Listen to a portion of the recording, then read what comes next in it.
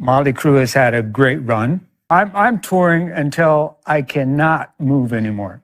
And then, after that, when they bury me, I'm still going to have... At the age of 73, Mick Mars shocked everyone by publicly revealing some serious accusations against Mötley Crüe. He claimed the band had cut him out of his fair share of money and engaged in underhanded tactics to take away his control within the group. But according to Mars, those accusations were only the beginning of a much bigger and more complicated story. So, what really happened between Mick Mars and Mötley Crüe? To understand the rift, we need to look more closely at who Mick Mars is and how the band's dynamic evolved over time. Born in 1951 in Terre Haute, Indiana, Mick Mars, whose real name is Robert Allen Deal, came from a modest background. He started playing music as a teenager and spent nearly 20 years struggling in unknown bands across California. Constant rejections and setbacks built a hard edge in him, a resilience that shaped his signature gritty style. That same tenacity eventually led him to co-found Mötley Crüe in 1981. From the very beginning, Mars played a critical role in defining the band's sound. While the other members gained fame for their wild behavior and chaotic lifestyles, Mars remained focused on the music.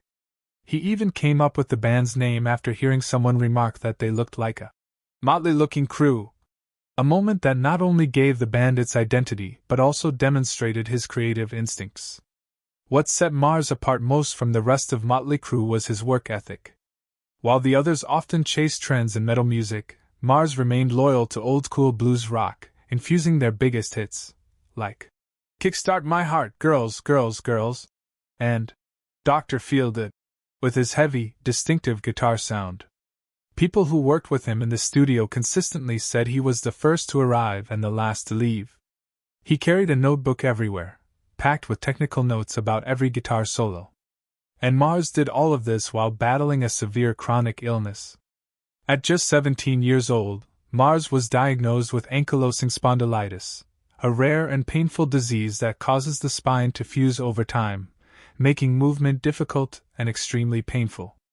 In 2004, he underwent spinal surgery and had metal rods inserted to help him stand upright. Despite constant pain, Mars refused to let his disease define him. He remained an active part of every studio album, every tour, and every major Mötley Crüe event for over 4 decades. Industry insiders have often pointed out that most of the band's guitar work, especially on studio albums, was performed entirely by Mars himself, without digital enhancements or outside help.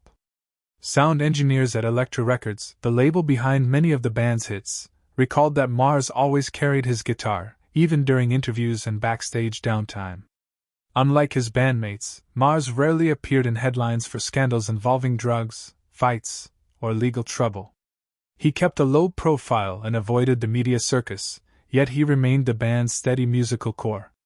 Surveys conducted by respected hard rock and metal platforms like Blabbermouth and Metal Sludge consistently show that Mars is viewed as the most respected member of Mötley Crüe, largely because of his consistency, dedication, and refusal to compromise his principles. Mick Mars made headlines when he officially stepped back from touring with Mötley Crüe on October 26, 2022, citing his long-standing health issues as the reason he could no longer handle the band's physically demanding concert schedule.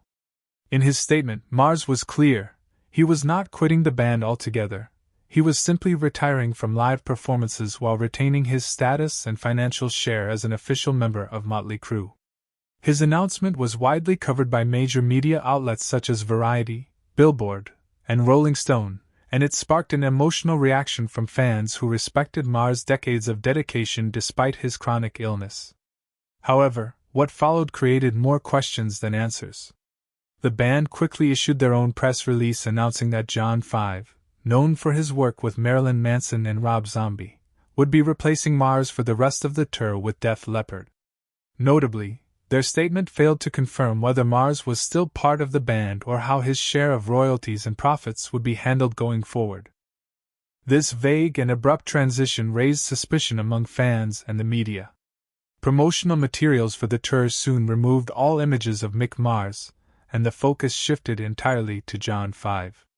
This led to speculation that Mars' replacement had been planned long before his retirement from touring, especially given John 5's close friendship with Mötley Crüe members, particularly Nicky Sixx. Music outlets like Ultimate Classic Rock reported that the band's quick handling of the situation left Mars feeling blindsided and pushed out without his input. While no public arguments were made, insiders claimed Mars was taken by surprise at how swiftly the band moved on. For years, Mick Mars had deliberately kept his distance from the personal drama and business entanglements within the group, focusing instead on the music. While this helped him maintain a clean and respected image, it also meant that his voice didn't carry much weight when the band made business decisions. Reports surfaced that Mars was frequently absent from financial meetings, and that this absence had led to a reduction in his voting rights within the group. Although he still held a significant ownership stake in the Mötley Crüe brand, his influence over decisions appeared to have diminished. After stepping away from touring, Mars went silent. He avoided interviews, skipped band-related events, and stayed off social media. But by late January 2023, it became clear that he had quietly begun preparing a legal response. Reporters discovered that he had met with lawyers in Los Angeles to discuss his rights, and by February, it was confirmed by Deadline that he was preparing to challenge what he viewed as an unfair removal from the band. Meanwhile, the rest of the band gave little acknowledgement of Mars' departure.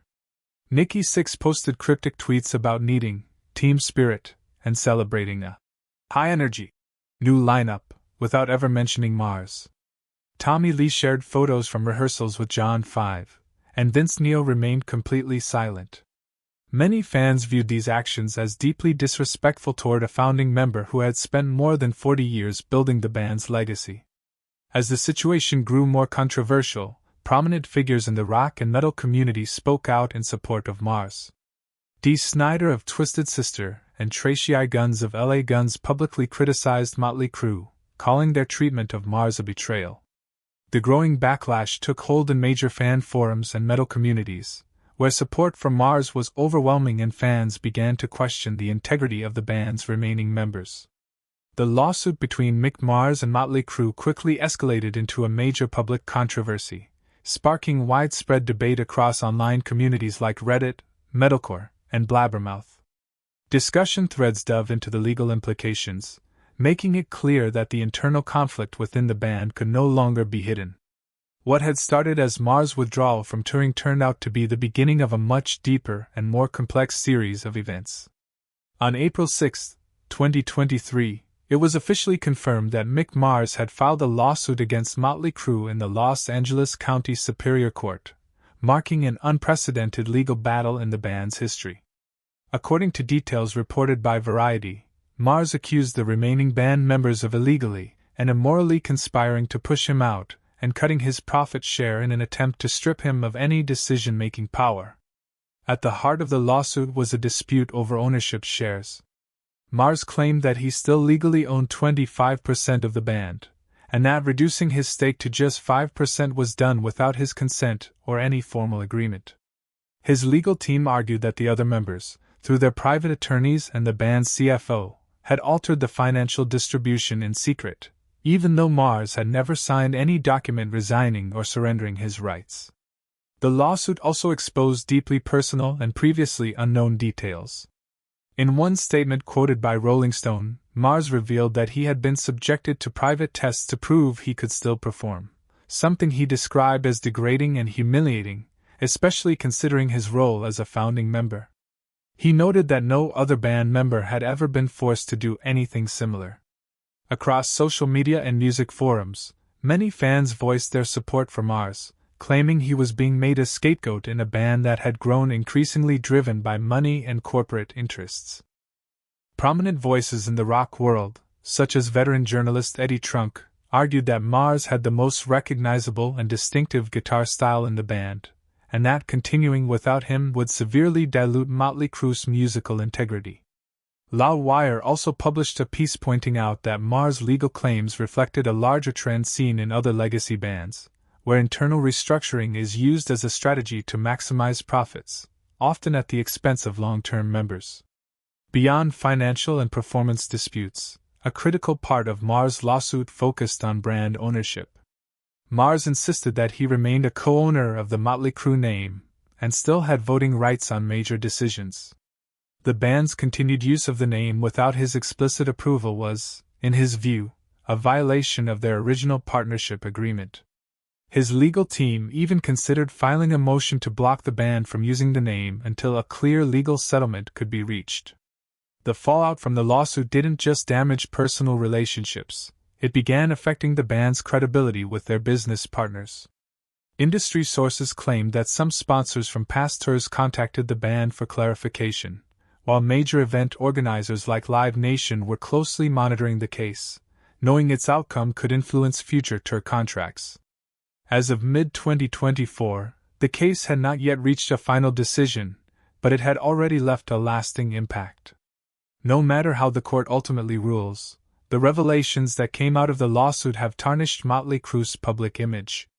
For Mick Mars, this isn't just about money or contracts, it's a fight to protect his honor, defend his legacy, and reclaim the respect he feels he's earned over a lifetime in music. After more than 4 decades of contributing to American hard rock, Mick Mars has taken a bold and different path following his departure from Mötley Crüe. While the band continues with its new lineup and avoids addressing the controversy surrounding his exit, Mars has chosen not to respond with angry statements or interviews. Instead, he let his music do the talking. For the first time, he launched a solo project under his own name, marking a completely new chapter in his career. The album, titled The Other Side of Mars, was not just a personal side project but a well-crafted, strategic release aimed at redefining his musical identity outside of Mötley Crüe.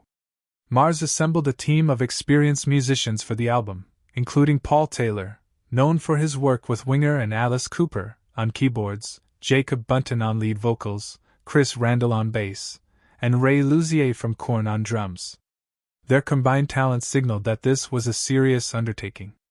The opening track, Loyal to the Lie, made an immediate impact with its heavy guitar riffs, pounding rhythms, and raw, angry tone. Critics widely interpreted the track as a direct response to the betrayal Mars felt from his former bandmates. In an interview with Guitar World, Mars made his position clear. "I don't need to write a statement. I just let the guitar do the talking." Many of the album's tracks, such as Killing Breed, Right Side of Wrong, and Ready to Roll, centered on themes of betrayal, resilience, and personal defiance. The Other Side of Mars was praised by rock critics, with Kerrang! Magazine calling it the most personal and honest album Mars has ever made. Mars himself admitted, "I need the studio. That's where I truly live." Far from being a one-off project, Mars confirmed that he is already working on a second solo album, expected to be released by the end of 2025. This next project is said to explore more electronic influences, incorporating ambient and industrial rock sounds. He also revealed that he's collaborating with an emerging female artist from the alternative music scene, though her identity has not yet been disclosed. For Mars, this solo journey isn't just about releasing music, it's about asserting independence and pushing himself creatively. The Other Side of Mars stands as a personal artistic statement, showing that he doesn't need the name or fame of Mötley Crüe to maintain influence or relevance. While many of his peers opt for retirement or nostalgic reunion tours, Mars has chosen to step out of the band's shadow entirely. He stated, "If one day we play together again, it has to be for the music, not for a contract or a festival lineup." That comment, subtle but powerful, reinforced that his decisions now come from a place of artistic integrity rather than business obligation. Mick Mars' revelations were widely quoted across media channels, especially since Mötley Crüe continues to perform with a new lineup, without the man who helped shape the band's signature sound. In his reflections, Mars focused less on blame and more on the personal lessons he learned from the fallout. He shared that he now spends most of his time at home in Nashville, dedicating himself to physical therapy to maintain his mobility while continuing to work in his studio. Although he no longer performs live, he practices guitar every day and composes new music as a form of mental therapy. The current image of Mick Mars is that of an independent artist, rarely seen in public but deeply respected within the music community. At major rock festivals like Hellfest in France and Aftershock in the USA, many younger bands openly credit him as a key influence, especially for his guitar style and production approach. On YouTube and in podcast communities focused on classic rock, Mick Mars remains a regular topic, with detailed discussions about his albums, his solos, and how he consistently preserved his artistic identity over decades. Looking ahead to his upcoming 75th birthday in 2026, several veteran music journalists have even suggested nominating him for the Rock and Roll Hall of Fame, not just as a Mötley Crüe member but as a solo artist in his own right. According to Music Business Worldwide, Mars' influence has noticeably grown since his lawsuit, reflecting a shift in public sentiment that now values transparency, integrity, and long-term artistic dedication over flashy, short-lived fame. Interestingly, Mars himself rarely talks about awards or recognition. In an interview with Metal Hammer at the end of 2024, when asked how it felt to lay the truth bare, he simply said, "I didn't speak to win, I spoke to stay true to myself." As of now, Mars has remained silent on whether he will ever collaborate with Mötley Crüe again. Legal teams on both sides are still negotiating, though no settlement details have been made public. Meanwhile, Mars remains fully committed to his independent creative journey, stating that he will only share new information when I'm ready, mentally and artistically. Though he no longer stands on brightly lit stages with the band, Mick Mars still holds his place as an irreplaceable figure in American classic rock. At 73, he has no intention of fading away quietly. He is rewriting his final chapter with the sound of his guitar and the honesty of his words.